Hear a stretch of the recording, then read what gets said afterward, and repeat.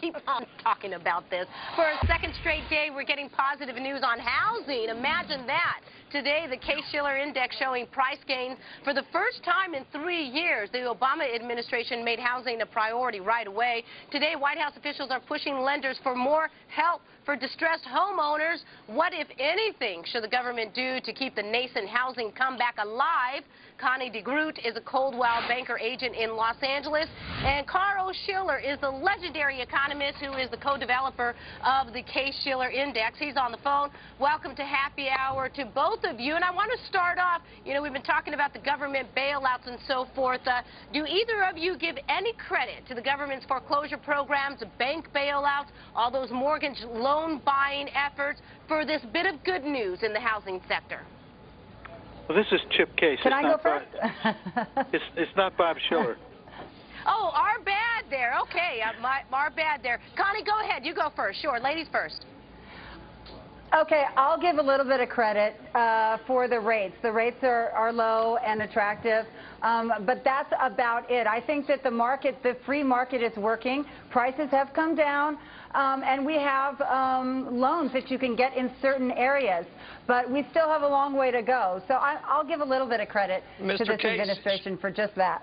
Mr. Case, you used the term free market. I mean, when we're shifting, whether it's Fannie and Freddie redistributing wealth to homeowners or whether it's the out-and-out bailouts and the $8,000 credit for new home buyers, it's all a redistribution of wealth. Certainly it's benefiting the homeowners, but is it good for the economy? Doesn't it hurt savers and renters? That's a big question, and I think there is a role for government in the housing market for people who can't afford it. But in this case, it was a matter of can you look for agreements that would be reached if the market were able to work. That is to say, this net present value test that looks at the benefits and cost of coming to a renegotiated settlement that would keep people in the property. I mean, the properties going out on the street and being trashed is an instance of market failure that the government can help somewhat with. But there's not a big role for government here. This really is a market problem, and it's going to be resolved by the market. Connie, can you tell us exactly what's going on? Your boots on the ground, you're seeing it. Are these increases in sales, are they foreclosure properties, or are these new homes, or are these homes that are being, basically thrown into the system that may not have been before? All of the above. Actually, the foreclosures are still selling because obviously there's a deal there. New homes are selling. In California, you can take advantage of an $8,000 first-time homebuyer tax credit and also a $10,000 new home tax credit.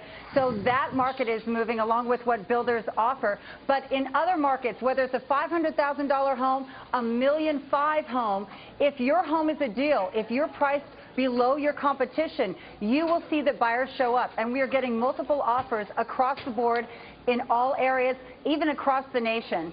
So your home has to be priced as a deal. That's what buyers are thinking. If it's not a deal, then they're not going to move forward, unless it's been on the market a long time. There are about 1 million auction sales in the past year and about 4 million total sales. 75% of those auctions occurred in the 4 states of FCASN, Florida, California, Arizona, and Nevada.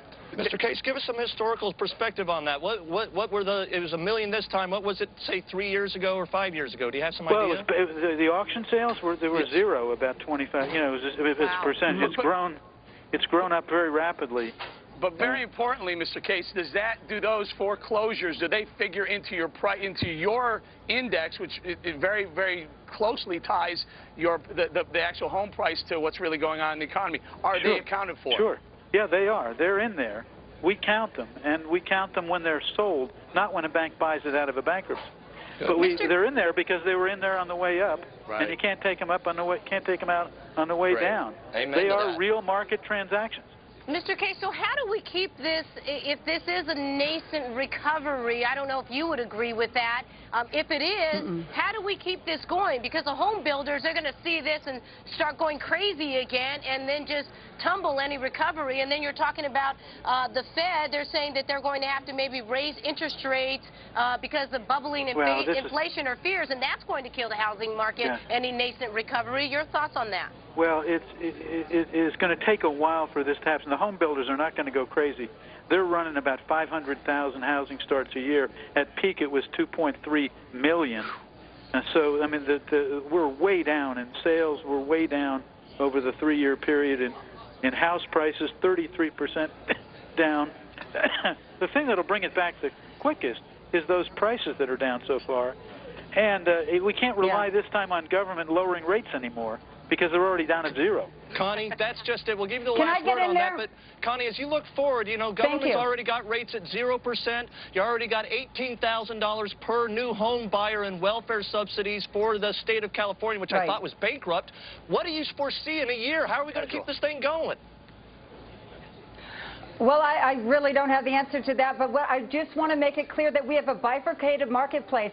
Everything is not good. We have certain areas that are stabilizing and other areas that are not moving. It's very important. What a seller can do today is price their home aggressively. Price it at least at the market price. Do not overprice your house, or you're not going to get buyers to show up. That's the truth, and that works. It's working. I've seen it. So that's my advice.